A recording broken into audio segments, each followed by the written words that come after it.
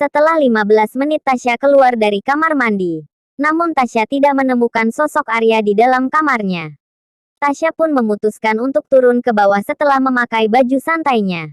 Apa ini? Tanya Tasya yang kini melihat banyak pakaian model terbaru di ruang tengah yang sangat terlihat jelas saat Tasya menuruni anak tangga. Kamu sudah selesai sayang. Kemarilah Ichanku sayang. Coba kamu lihat apakah kamu menyukai semuanya. Ucap Arya pada Tasya. Tasya pun berjalan dan melihat-lihat baju-baju yang ada di bawah. Setelah 10 menit Tasya melihat-lihat akhirnya Tasya duduk di samping Arya.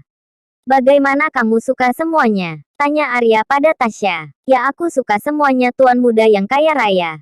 Apa tidak sekalian kamu membelikan aku mobil keluaran terbaru? Ucap Tasya yang kini sudah menghadap ke arah Arya. Boleh. Ucap Arya yang mengiyakan permintaan Tasya. Hai, dasar kamu tuh ya jangan suka buang-buang uang tahu gak sih? Lihat baju itu pasti mahal banget kan? Terlebih lagi itu baju rancangan desainer ternama. Memang aku lagi membutuhkan tapi tidak sebanyak itu juga Mai Sutam. Jelas Tasya yang bangkit dari duduknya. Tidak masalah sayang. Semua itu tidak ada apa-apanya. Semuanya tidak sebanding dengan kehadiranmu di sisiku. Ucap Arya yang langsung menarik tangan Tasya sehingga Tasya jatuh dengan posisi duduk di pangkuan Arya. Arya, pekik Tasya saat Arya mencium leher Tasya. Aku lapar Ichan sayang. Ucap Arya yang memeluk tubuh Tasya. Baiklah aku akan membuat makanan untukmu. Ucap Tasya yang akan bangkit dari pangkuan Arya. No. Aku gak mau. Ucap Arya spontan sedang Tasya hanya mengerutkan keningnya karena tidak mengerti apa maksud Arya. Kamu ini bagaimana tadi katanya lapar? Ucap Tasya. Iya aku lapar. Tapi aku gak mau makan makanan. Jawab Arya. Aku maunya makan kamu Ichanku sayang.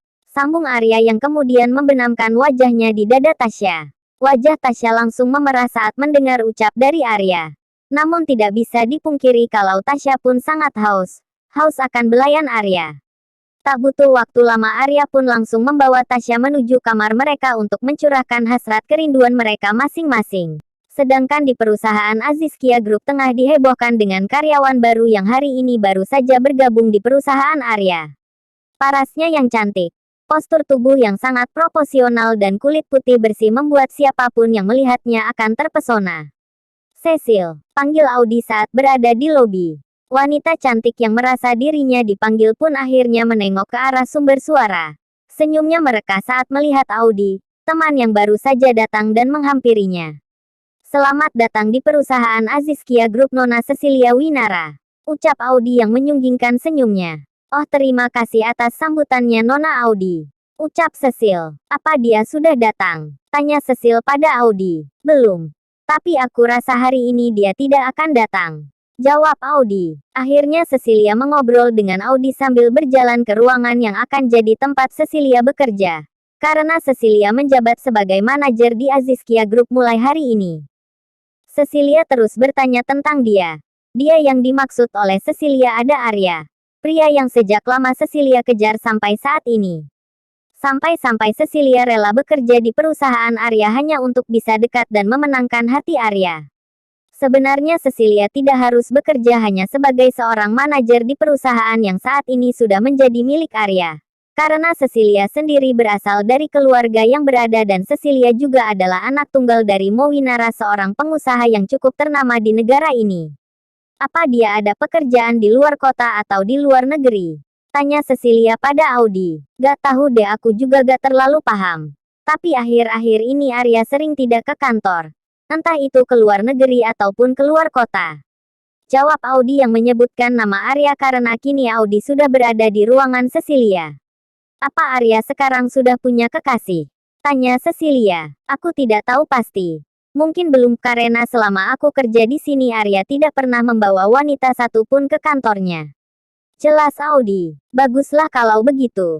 Setidaknya aku tidak akan sia-sia langsung kembali ke tanah air setelah aku menyelesaikan kuliahku.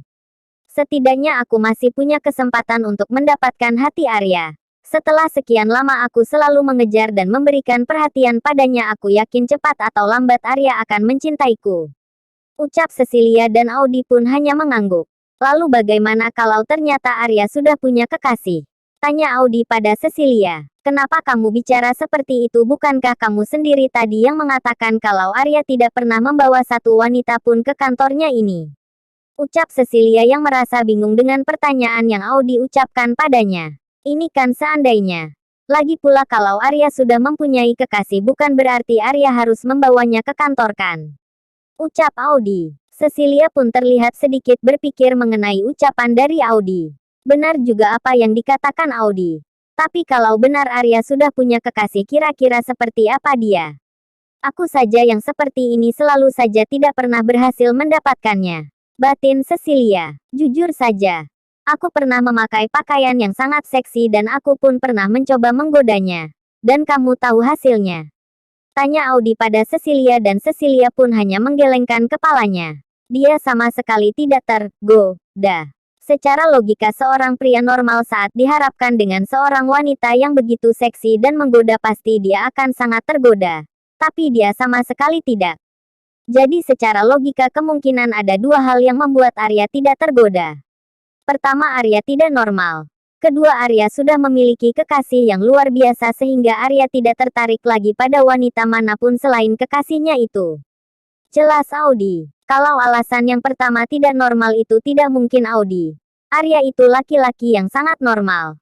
Kalau alasan yang kedua tentang Arya sudah memiliki kekasih itu mungkin saja. Ucap Cecilia.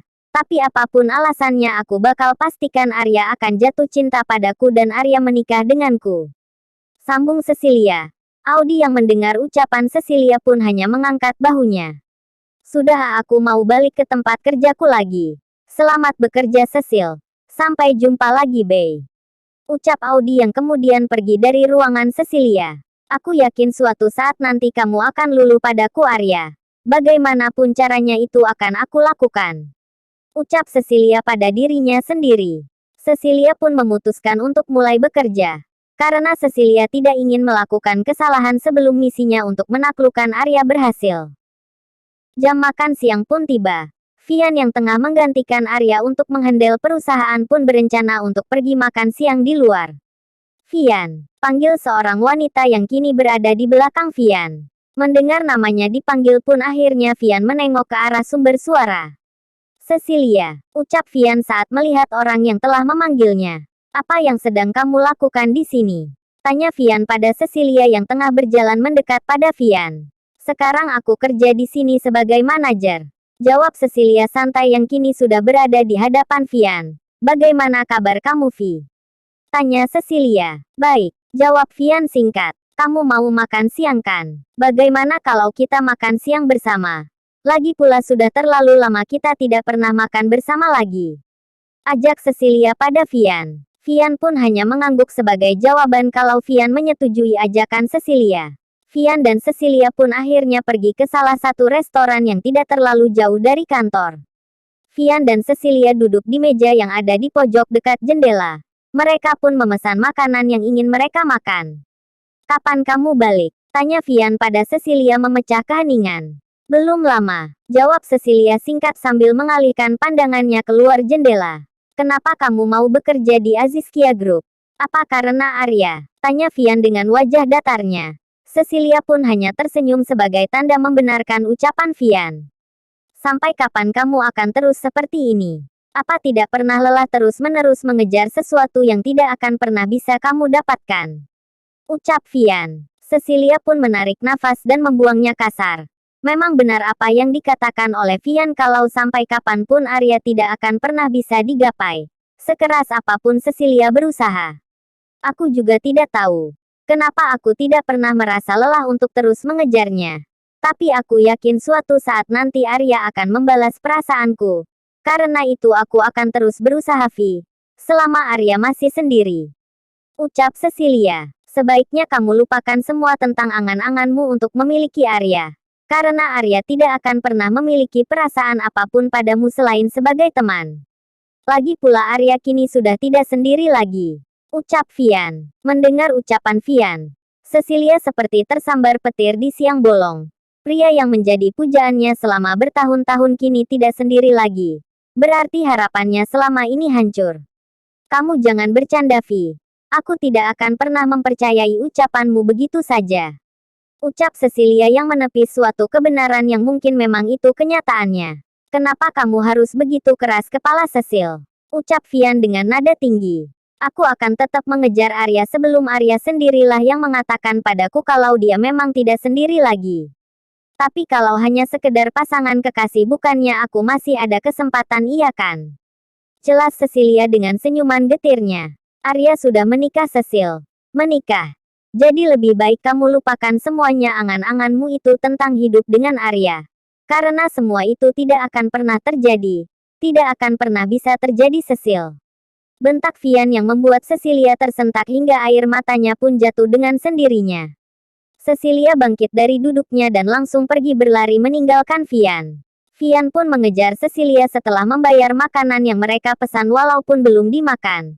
Vian pun berlari mencari Cecilia karena Vian takut terjadi sesuatu pada wanita yang selama ini dia cintai. Cecilia adalah teman kuliah Vian dan Arya di luar negeri. Sejak kenal dengan Cecilia, Vian menyimpan perasaan pada Cecilia. Cecilia yang cantik, baik, ceria, pintar membuat Vian jatuh cinta pada pandangan pertama. Namun sayang, cinta Vian bertepuk sebelah tangan, pasalnya Cecilia mencintai Arya. Dan Cecilia pun terus mengejar Arya, memberi perhatian pada Arya walaupun tidak pernah digubris oleh Arya. Bahkan Arya sering membentak Cecilia sampai-sampai Cecilia sakit hati dan akhirnya menangis karenanya. Namun entah mengapa Cecilia tetap saja mengejar Arya.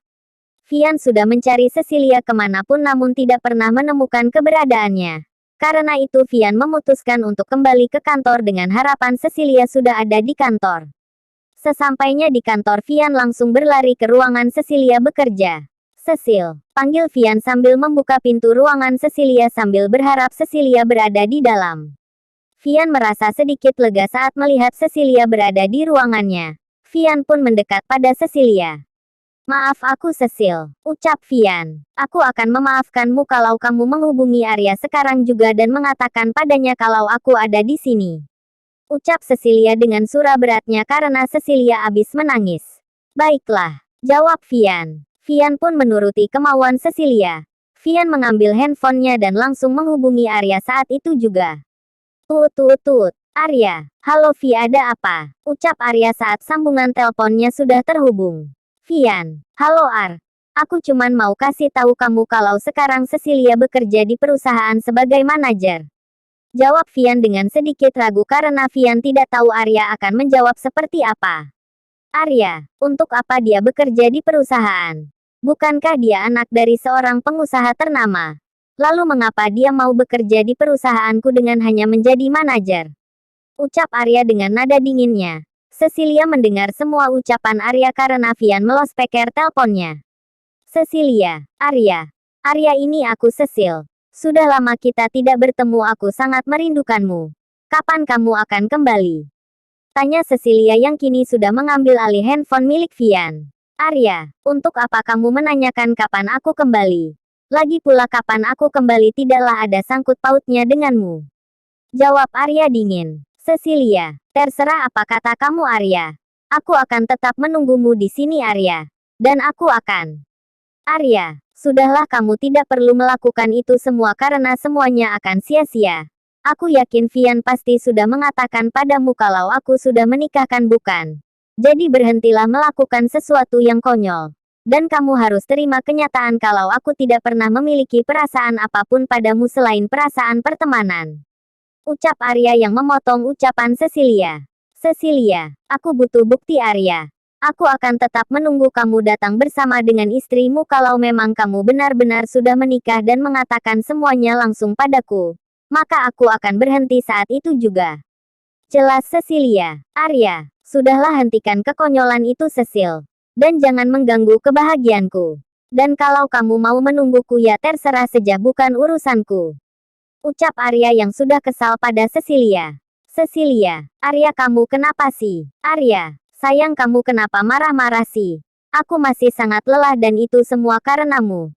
Tapi kenapa kamu mengganggu tidurku? Ucap Tasya manja yang kini tengah tidur di pelukan Arya.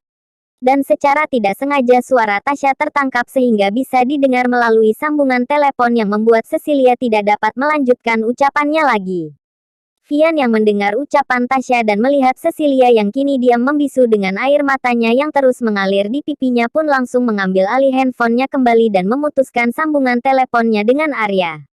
Cecil, panggil Vian. Cecilia yang mendengar Vian memanggilnya pun langsung melihat ke arah Vian dan langsung memeluk Vian dengan tangisnya yang semakin jadi.